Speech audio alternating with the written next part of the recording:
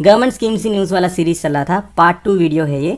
Part 1 में हमने 6 government schemes के बारे में डिस्कस किए थे। आज और भी इंपॉर्टेंट स्कीम्स के बारे में डिस्कशन होगा। तो आगे जाने से पहले लेक्चर पर लाइक का बटन ज़रूर दबाइएगा। चैनल को अब तक शेयर एंड सब्सक्राइब नहीं किया हो तो कर लीजिएगा। हमें सपोर्ट करने के लिए आप चैनल के मेंबर बन सकते हो ज्वाइन बटन के थ्रू। तो शुरुआत करते हैं दोस्तों। सबसे पहले किसान क्रेडिट कार्ड स्कीम, ये तो आपने सुना ही होगा। देखिए ये थोड़ा सा पुराना स्कीम है पर काम का स्कीम है। 1998 में इंट्रोड्यूस किया गया था for providing adequate and timely credit support. देखिए दोस्तों, सिंपल सी बात है, आपको पता है एग्रीकल्चरल एक्टिविटीज़ के लिए पैसों की ज़रूरत है। फार्मर्स को एग्रीकल्चरल इनपुट्स खरीदने के लिए पैसे चाहिए, जैसे सीड्स है, फर्टिलाइजर्स है, पेस्टिसाइड्स है, वो सब। इसके लिए वो लोन के लिए बैंकों में जाते हैं। पहले क्या होता था, बैंक थोड़ा हेसिटेट करते थे इनको लोन देने में, और ये बोलता था आप वो डॉक्यूमेंट लेके आ जाओ, ये डॉक्यूमेंट लेके आ जाओ, इस तरह। तो ये सब प्रोसीजर से फार्मर्स परेशान थे। तो इन सब प्रॉब्लम्स का सोल्यूशन लेके आया 1998 में गवर्नमेंट किसान क्रेडिट कार्ड स्कीम लेके आया। ये बेसिकली एक वन स्टॉप सोल्यूशन है। एक बार ये किसान क्रेडिट कार्ड मिल गया ना, उनको लो इंटरेस्ट में बैंकों से लोन मिल जाएगा। एंड जितनी भी क्राइटेरियाज है ना लोन मिलने के लिए, ये सारे कवर्ड है। एक बार किसान क्रेडिट कार्ड मिल गया तो समझो ये एलिजिबल है लोन्स के लिए। और जो लोन्स मिल जाएगा ना, ये कम इंटरेस्ट में होगा। ऑन एन एवरेज 4% इंटरेस्ट में या उससे नीचे इंटरेस्ट में फार्मर्स को लोन मिलता है किसान क्रेडिट कार्ड स्कीम के अंदर। अब देखिए, banking system under a single window with flexible and simplified procedure. जितने भी प्रोसीजर्स पहले था वो सब सिंप्लीफाई करके एकदम ईजी कर लिया किसान क्रेडिट कार्ड स्कीम के अंदर। ठीक है, अब देखिए, scheme was further extended for the investment credit requirement of farmers. अब ये क्या है दोस्तों, देखिए एग्रीकल्चरल एक्टिविटीज़ में इन्वेस्टमेंट्स की भी ज़रूरत है। कुछ फार्मर्स जो है पंप खरीद लेते हैं, वाटर पंप खरीद लेते हैं। कुछ फार्मर्स ट्रैक्टर खरीदते हैं, ट्रिलर खरीदते हैं, या कोई शेड बनाता है। ये सब इन्वेस्टमेंट है, सालों के लिए इन्वेस्ट किया जाता है। तो पहले ये इन्वेस्ट क्रेडिट रिक्वायरमेंट कवर नहीं था, पर 2004 में investment credit requirement of farmers भी कवर कर लिया गया किसान क्रेडिट कार्ड में। तो अभी के लिए इन्वेस्टमेंट क्रेडिट रिक्वायरमेंट भी कवर्ड है, ये आप ध्यान दीजिएगा। And allied and non farm activities भी कवर्ड है। देखिए ये एक इंपॉर्टेंट क्वेश्चन है, ऐसे आपसे स्टेटमेंट्स में पूछ सकता है कि Kisan credit card scheme non farm activities के लिए कवर्ड है या नहीं। देखिए कोई भी फार्मर अगर कोई नॉन फार्म एक्टिविटीज़ भी करना चाहते हो, नॉन फार्म एक्टिविटीज़ मतलब एग्रीकल्चरल एक्टिविटीज़ को छोड़ के दूसरे कोई एक्टिविटी, जैसे कोई एमएसएमई स्मॉल स्केल इंडस्ट्री बनाया, कंस्ट्रक्शन इंडस्ट्री, हॉट, ये हैंडीक्राफ्ट, जो भी है वो सब के लिए भी किसान क्रेडिट कार्ड स्कीम के अंदर लोन्स मिल जाएगा, ये बोल रहा है, राइट। अब केसीसी क्या क्या कवर करता है, post harvest expenses. Post harvest मतलब हार्वेस्टिंग के बाद जो खर्चा होता है वो भी कवर्ड है। मतलब हार्वेस्टिंग के बाद भी ये लोन अवेल कर सकता है पोस्ट हार्वेस्ट एक्सपेंस करके, ये बोला जा रहा है। Produce marketing loan, consumption requirements of farmer house hold. देखिए एक एक हाउस होल्ड का रिक्वायरमेंट्स भी होगा, ये भी बोल के लोन ले सकता है, मतलब फंड्स ले सकता है। Working capital for maintenance of farm assets. हमारे पास एक फार्मर के पास जितने एसेट्स हैं, इक्विपमेंट्स हैं, इनकी मेंटेनेंस के लिए जो वर्किंग कैपिटल चाहिए उसके लिए भी अवेल कर सकता है। एंड ऐसे इन्वेस्टमेंट क्रेडिट रिक्वायरमेंट, ये तो मैंने आपको बता दिया ये क्या है। अब ये इंप्लीमेंट कौन करेगा, सारे बैंक्स में चल जाइए, आपको किसान क्रेडिट कार्ड स्कीम अवेल कर सकते हो। अगर एक फार्मर के पास किसान क्रेडिट कार्ड है तो वो सारे बैंक्स, जैसे शेड्यूल्ड कमर्शियल बैंक्स हो गया, रीजनल रूरल बैंक्स हो गया, स्मॉल फाइनेंस बैंक्स हो गया, कोऑपरेटिव बैंक्स हो गया, ये सारे में चले जाइए, आपको इस स्कीम के अंदर लोन्स कम इंटरेस्ट में मिल जाएगा। अब एलिजिबिलिटी क्राइटेरिया देखिए कौन कौन ये किसान क्रेडिट कार्ड लोन स्कीम के लिए एलिजिबल है। Individual farmer who is an owner cultivator. Individual farmer जितने भी है, जो ऑनर भी है कल्टिवेटर भी है। दूसरा, people who belongs to a group and are joint borrowers. देखिए जो एक ग्रुप में मिलकर काम करते हैं ना, छोटे छोटे ग्रुप्स बना के, फार्मर्स ग्रुप्स बना के, वो भी एलिजिबल है। मतलब इंडिविजुअली नहीं, एक ग्रुप के लिए भी लोन्स मिल जाएगा। शेयर क्रॉपर्स, टेनेंट फार्मर्स और an oral lessee are eligible for KCC. ये सब क्या है मैंने आपको बहुत बार बताया है, और एक बार ब्रीफली बता देता हूँ। शेयर क्रॉपर्स मतलब दोस्तों, एक बंदा, उनके पास लैंड नहीं होगा, वो दूसरे किसी के लैंड में कल्टीवेशन करते हैं, फार्मिंग करते हैं, और उनको पैसे तो देना पड़ेगा, रेंट तो देना पड़ेगा। रेंट नहीं देंगे, वो जो हार्वेस्टिंग होगा ना क्रॉप का, उसका एक पार्ट देंगे, एक शेयर देंगे, इसको बोलते हैं शेयर क्रॉपर्स। टेनेंट मतलब वही, ये तो आपको पता ही होगा, जो रेंट देता है, थोड़े से पैसे दे देते हैं एक दूसरे का लैंड होल्डिंग यूज़ करने में। ऑरल लेसी भी वही है दोस्तों, दूसरे का लैंड होल्डिंग यूज़ करने वाला है, जो उस जगह से कोई और माइग्रेट करके कहीं और गया होगा, उसका लैंड उधर पड़ा होगा, उधर वो कल्टीवेशन करेगा और उनको रेंट वगैरह पे करना पड़ेगा। तो ये है ऑरल लेसी। तो ये सब कवर्ड है, ये बता रहा हूँ मैं, ठीक है। फिर देखिए self help groups, joint eligibility groups of share croppers. मतलब ये share croppers, farmers, tenant farmers मिलकर अगर किस तरह की ग्रुप्स बनाएगा, ऐसे ग्रुप भी वो लोन अवेल कर सकता है। And farmers involve in the production of crop और अलाइड एक्टिविटीज सच एज, देखिए केवल एग्रीकल्चरल एक्टिविटीज़ में ये नहीं है कि ओनली फार्मिंग है, इसमें कई सारा है, एनिमल हस्बेंड्री भी है, नॉन फार्म एक्टिविटीज़ भी है सच एज फिशरमैन वगैरह, फिशरमैन भी इसमें इंक्लूडेड है, ध्यान दीजिएगा। ऐसा नहीं ओनली जो राइस पैडी वीट ये सब कल्टीवेट करने वालों को या ये लैंड होल्डिंग्स को पैसे मिल जाएगा, ऐसा नहीं, फिशरमैन को भी मिलेगा, पोल्ट्री फार्म को मिलेगा, एनिमल फार्म्स जो होता है ना, एनिमल हस्बेंड्री, पोल्ट्री फार्म हो गया, फिशरमैन हो गया, मरीन एक्वा कल्चर हो गया, ये सारों को मिल जाएगा क्या, किसान क्रेडिट कार्ड लोन स्कीम, ये आप ध्यान दीजिएगा, ठीक है। अगला है दोस्तों strengthening teaching learning and research for states project, ये है स्टार्स प्रोजेक्ट दोस्तों। देखिए स्टार्स मतलब फुल फॉर्म तो मैंने आपको बता दिया, नाम से आपको पता चल गया होगा इसका काम क्या होगा। स्ट्रेंथनिंग टीचिंग लर्निंग, टीचर्स का भी कैपेबिलिटी एंड स्किल्स को इंप्रूव करना है, स्टूडेंट्स का भी जो लर्निंग स्किल्स है इसको इंप्रूव करना है। ये बेसिकली एक एग्रीमेंट साइन हुआ था government of India and world bank के बीच में। तो आप ये ध्यान दीजिएगा, ये जो स्टार्स प्रोजेक्ट के लिए फंडिंग कौन करेगा, वर्ल्ड बैंक करेगा। It is a centrally sponsored scheme, मतलब स्कीम है सेंटर का, इंप्लीमेंट करना है स्टेट्स को, राइट। अब देखिए agreement has been sign with the aim of improving the quality and governance of school education. देखिए पब्लिक एजुकेशन की बात कर रहा हूँ, प्राइवेट एजुकेशन नहीं, जो गवर्नमेंट स्कूल से उधर की एजुकेशन क्वालिटी को इंप्रूव करने के लिए 6 स्टेट्स में ये इंप्लीमेंट किया जाएगा। कौन कौन सा, देखिए केरला, महाराष्ट्र, हिमाचल, राजस्थान, मध्य प्रदेश एंड उड़ीसा। राजस्थान 2 बार हो गया। अब ये कितने लोगों को हेल्प करेगा, 250 मिलियन स्टूडेंट्स को in the age group of 6 to 17 coming from 1.5 million schools. तो बेसिकली 6 स्टेट्स में इतने स्कूल्स कवर्ड है। Apart from students project will also benefit 10 million teachers, ठीक है। तो इतना बड़ा सा एक प्रोजेक्ट है, करीब 4000 करोड़ तक इसके लिए फंडिंग है, if I am not wrong. अब एम क्या है, education for all and stars project carry forward the vision of national education policy 2020। देखिए हमारी नेशनल एजुकेशन पॉलिसी के बारे में आपको पता होगा, ये हमने 2-3 वीडियो भी बनाया था इसके बारे में। अब ये stars project national education policy में जितने भी विजन्स हैं, जितने भी प्रोविजंस हैं, उसको भी फुलफिल करने में काम आएगा, ये बता रहा है, ठीक है। अगला है prime ministers research fellowship scheme. नाम से आपको पता चल गया होगा क्या है, एक रिसर्च फेलोशिप है। अगर कोई पोस्ट ग्रेजुएशन वाला स्टूडेंट्स जो है, जो पीएचडी के बाद पोस्ट ग्रेजुएशन के बाद पीएचडी के लिए जाते हैं ना, डॉक्टरेट लेने के लिए, तो इनके लिए हेल्प करेगा। ये बेसिकली बजट 2018-19 में अनाउंस किया गया था। इंस्टीट्यूट्स कौन कौन सा जो पीएमआरएफ ऑफर करता है, सारे आईआईटीज जो है, जितने भी आईआईएससीआर से मतलब जो एजुकेशन रिसर्चर्स वाला इंस्टीट्यूट है, Indian Institute of science Bangalore, ये सारे एग्जाम्पल्स हैं। और भी कई सारे इंस्टीट्यूट्स हैं जो पीएमआरएफ स्कीम ऑफर करता है। देखिए to attract the talent pool of the country to doctoral programmes of Indian Institute of Technology, Indian Institute of Science. देखिए जो बड़े बड़े कोवेटेड इंस्टीट्यूट्स हैं ना हमारे देश में, जैसे आईआईटी हो गया, आईआईएससी हो गया, ये सब डॉक्टरेट प्रोग्राम्स या डॉक्टर प्रोग्राम्स जिसको बोलते हैं, ये ऑफर करते हैं। तो इसके लिए पर जो सिलेक्शन क्राइटेरिया है वो थोड़ा सा टफ रहता है, पैसों की भी ज़रूरत होता है। अब प्राइम मिनिस्टर्स रिसर्च फेलोशिप क्या करेगा, इस स्कीम के अंदर कुछ स्टूडेंट्स को सेलेक्ट करेगा जिनको डॉक्टरेट लेने में मदद करेगा। इसमें फिनेंशियल हेल्प भी है, स्टाइपेंड वगैरह मिलता है मंथली, मुझे लगता है कभी करीब 70,000 वगैरह स्टाइपेंड भी मिलता है ये पढ़ाई के टाइम पर।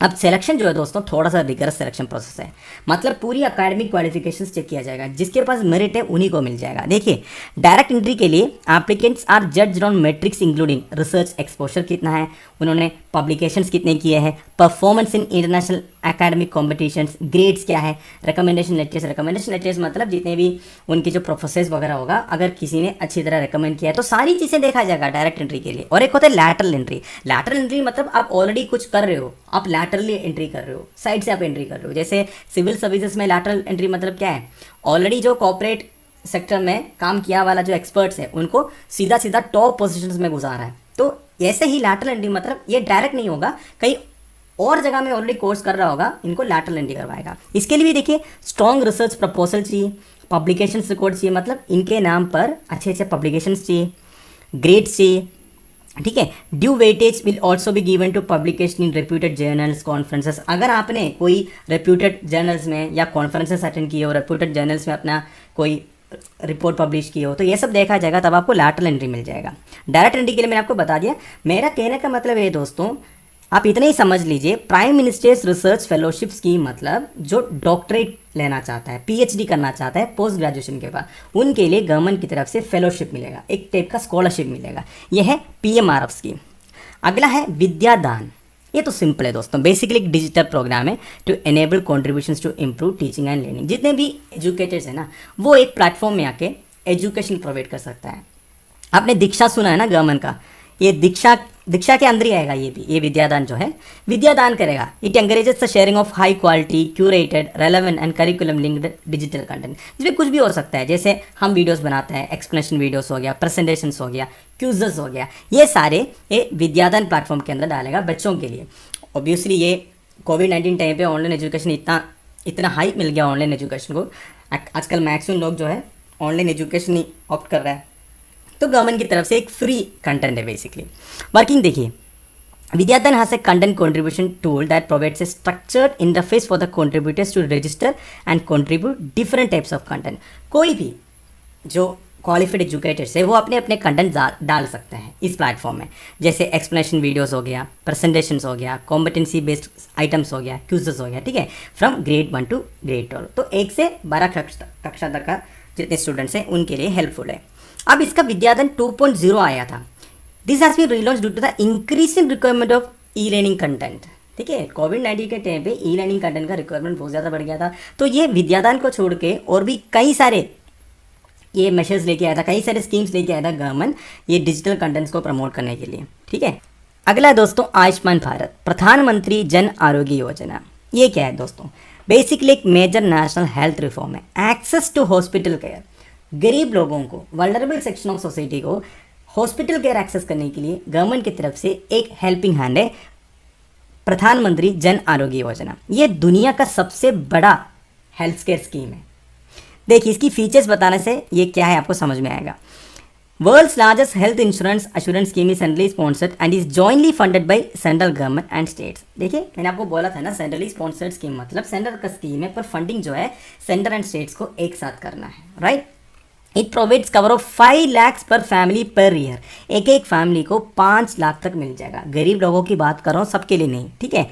For secondary and tertiary care hospitalisation across public and private empanel hospitals in India. कुछ प्राइवेट हॉस्पिटल्स को भी एम्पैनल किया है, मतलब एक लिस्ट है, उस लिस्ट में जितने प्राइवेट हॉस्पिटल्स का नाम है ना, उधर जाके आप हेल्थ केयर एक्सेस कर सकते हो।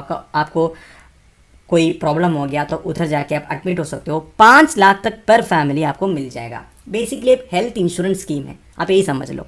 कवरेज देखिए, 10.74 crore poor and vulnerable entitle families, approximately 50 crore beneficiaries. ठीक है, इतने फैमिलीज हैं और इतने बेनिफिशियरीज हैं। इतने 10.74 करोड़ फैमिलीज में 50 करोड़ करीब बेनिफिशियरीज है, ये बता रहा है। ये cashless access to health care services है for the beneficiary at the point of service. Cashless मतलब हमें पहले पैसा दे दो फिर रीइंबर्समेंट करो, ऐसा कुछ नहीं है। कैशलेस है, कुछ पैसे देने की जरूरत नहीं है, 5 लाख तक। इसकी एलिजिबिलिटी देखिए दोस्तों, this is very important. No restrictions on family size, age और जेंडर। फैमिली का साइज बड़ा है छोटा है कोई फर्क नहीं पड़ता। अगर आपकी फैमिली पुअर फैमिली है, पुअर की कैटेगरी भी ऐसा नहीं सारे फैमिली पुअर है, पुअर फैमिली अगर बिलो पॉवर्टी लाइन वाली जो फैमिली है उनके लिए एलिजिबल है। All pre existing conditions are covered from day 1। All pre existing conditions मतलब एक बार एडमिट होने से पहले भी कई सारे प्रॉब्लम्स होगा ना, हॉस्पिटल से ये नहीं बोल सकता ये जो प्रॉब्लम है आपको पहले से था ये हम कवर नहीं करेंगे, इसके लिए आपको अलग पैसा देना पड़ेगा, ऐसा कुछ नहीं। ऑल प्री एक्सिस्टिंग कंडीशंस भी कवर्ड है। Covers up to 3 days of pre hospitalisation and 15 days post hospitalisation expenses. देखिए, हॉस्पिटलाइज होने से पहले 3 दिन जो खर्च आया वो भी कवर्ड है। हॉस्पिटलाइजेशन डिस्चार्ज होने के बाद, बेसिकली हॉस्पिटलाइजेशन नहीं, हॉस्पिटल से डिस्चार्ज होने के बाद 15 दिन तक का जो एक्सपेंसेस है, जैसे कुछ टेस्ट के लिए जाना है, डायग्नोस्टिक्स के लिए जाना है, मेडिसिन लेना है, ये भी इसमें कवर्ड है। ठीक है, benefits of the scheme are portable across the country, पूरे कंट्री में अवेलेबल है। Services include 1393 procedures covering all the cost related to treatment including but not limited to drugs, supplies, diagnostic services, physician fees, room charges, surgeon charges, operation theatre, intensive care unit charges. मतलब देखिए, hospital अलग अलग नाम पे जो charge करते हैं ना वो सारे कवर्ड है, ये बताया जा रहा है। Public hospitals are reimburse for health care services at par with private hospitals. इसका मतलब है पब्लिक हॉस्पिटल्स को भी उतने पैसे रीइंबर्स किया जाएगा गवर्नमेंट की तरफ से जितना प्राइवेट हॉस्पिटल्स को दे रहा है। मेरा कहने का मतलब देखिए दोस्तों, अगर प्राइवेट हॉस्पिटल कोई हेल्थ केयर सर्विसेज स्पेशली कोई पेशेंट को दे रहा है तो उसके लिए पैसे चाहिए, तो ये पैसे कौन प्रोवाइड करेगा? गवर्नमेंट प्रोवाइड करेगा। ऐसा नहीं पब्लिक हॉस्पिटल्स भी कोई हेल्थ केयर सर्विसेज प्रोवाइड कर रहे हैं, इसके लिए पैसे नहीं मिलेगा गवर्नमेंट से उनको भी मिल जाएगा। इसमें कोई पब्लिक प्राइवेट हॉस्पिटल का डिफरेंशिएशन नहीं है, ये बताया जा रहा है। अगला है दोस्तों नेशनल डिजिटल हेल्थ मिशन। अब ये क्या है, एक डिजिटल हेल्थ इकोसिस्टम है। बेसिकली ऐसा एक डिजिटल डाटाबेस बना दिया जाएगा जिसमें पूरे इंडियन सिटीजन्स को एक यूनिक हेल्थ आईडी मिल जाएगा। जैसे सबके पास आधार कार्ड है ना, ऐसे एक हेल्थ आईडी मिल जाएगा। और इस डिजिटल इकोसिस्टम में, एक डिजिटल प्लेटफॉर्म में सारे हेल्थ रिकॉर्ड्स होगा with identifies for doctors and health facilities. मतलब देखिए कहाँ कहाँ कौन कौन से डॉक्टर्स अवेलेबल है, क्या क्या हेल्थ फैसिलिटीज़ अवेलेबल है, हमारी राइट्स क्या क्या है, ये सारे आपको पता चल जाएगा हमारे हेल्थ रिकॉर्ड्स के साथ साथ। तो पूरा डिजिटाइज करने के एक प्लान है। ये मिशन जो है ना दोस्तों, नेशनल डिजिटल हेल्थ मिशन, ये आयुष्मान भारत प्रधानमंत्री जन आरोग्य योजना के अंदर ही है, ये आप ध्यान दीजिएगा। Mission is expected to bring efficiency and transparency in health care services. देखिए आपको पता है ना, आजकल क्या होता है, हम गवर्नमेंट हॉस्पिटल्स में जाते हैं, कहीं कहीं ऐसा प्रॉब्लम हो जाता है कि कई सारे हेल्थ केयर फैसिलिटीज़ अवेलेबल नहीं रहते, हमें ये पता नहीं रहता है कि कहाँ क्या अवेलेबल है। हो सकते हैं हमारे विलेज में जो हेल्थ सेंटर होगा उधर एक फैसिलिटीज अवेलेबल नहीं होगा, उधर कोलेस्ट्रॉल चेक नहीं करता होगा, उधर बीपी चेक नहीं करता होगा, या यूरिन टेस्ट करता नहीं होगा। और हो सकता है अगले विलेज में ऐसा फैसिलिटीज़ हो। तो ऐसा ही एक एफिशिएंट एंड ट्रांसपेरेंट प्लेटफॉर्म बनाने से एक अकाउंटेबिलिटी बन जाएगी, है कि नहीं। पूरे जो है एक ऑनलाइन सर्वर में सेव्ड होगा, तो कोई भी चाहे तो कभी भी सर्च कर सकता है रिकॉर्ड्स क्या है। इसमें कुछ रिकॉर्ड्स जो ऐसे नहीं कि हमारे जो हेल्थ रिकॉर्ड है सारे के लिए अवेलेबल है, ऐसा तो नहीं होगा, थोड़ा सा प्राइवेसी भी होगा। इसके फीचर्स क्या क्या देखिए, इसमें 6 की बिल्डिंग ब्लॉक्स हैं। Health ID, digi doctor, health facility registry, personal health records, e pharmacy, telemedicine, ये सारे इसके कंपोनेंट्स हैं, right. National health authority has been given the mandate. देखिए अब ये पूरा मिशन इम्प्लीमेंट करने का जो मैंडेट दिया हुआ है नेशनल हेल्थ अथॉरिटी को। Core building blocks of the mission is that the health ID, DigiDoctor, health facility registry shall be owned, operated and maintained by the government of India। ठीक है, जितने भी डाटा है ये पूरा government of India he on करेगा। इसमें और एक चीज़ होगा दोस्तों, आपको पता है डाटा प्रोटेक्शन बिल वगैरह आ रहा है, तो ये जितने भी डाटा वहीं सेव होगा, ऐसा नहीं कि दूसरे कोई देश में सर्वर में सेव होगा, ऐसा भी नहीं होगा। Private stakeholders will have an equal opportunity to integrate and create their own products for the market. देखिए प्राइवेट के लिए एक अपॉर्चुनिटी दिया जाएगा अपने अपने प्रोडक्ट्स को मार्केट करने का। Core activities and verification however remain with the government. जो मेजर एक्टिविटीज़ है, ठीक है, मेजर एक्टिविटी जो भी होगा वो ये गवर्नमेंट के पास होगा। इसका मतलब ये नहीं पूरी प्राइवेट स्टेक होल्डर्स को अलग कर रहा है, प्राइवेट स्टेक होल्डर्स को भी अपने अपनी थोड़ी सी पावर दिया जाएगा अपने अपने डाटा या अपने अपने प्रोडक्ट्स को मार्केट करने के लिए, ये सारी बता रहा है।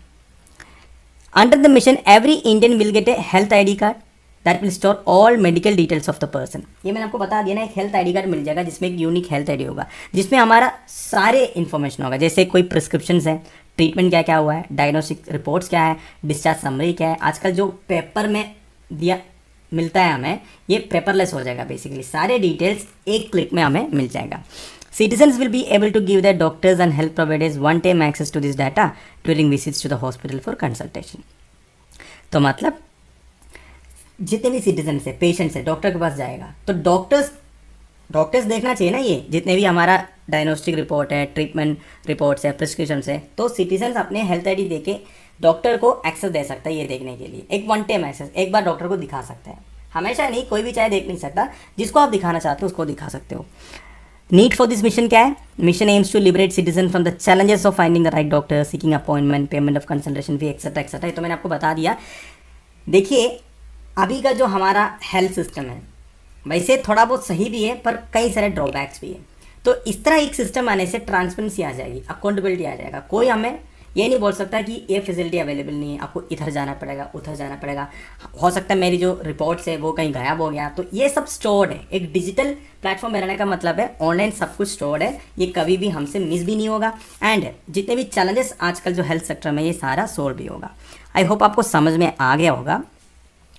तो यह है नेशनल डिजिटल हेल्थ मिशन। तो इसे ये वीडियो मैं इधर फिनिश कर रहा हूँ दोस्तों। अगले वीडियो में और 6 स्कीम्स के बारे में डिस्कस करेंगे, इसलिए मैं पूरा एक साथ नहीं कर रहा हूँ क्योंकि बहुत लंबा वीडियो हो जाएगा। लेक्चर की PDF में पूरा खत्म होने के बाद टेलीग्राम चैनल में अवेलेबल करा दूंगा। Thank you for watching, bye bye, have a nice day.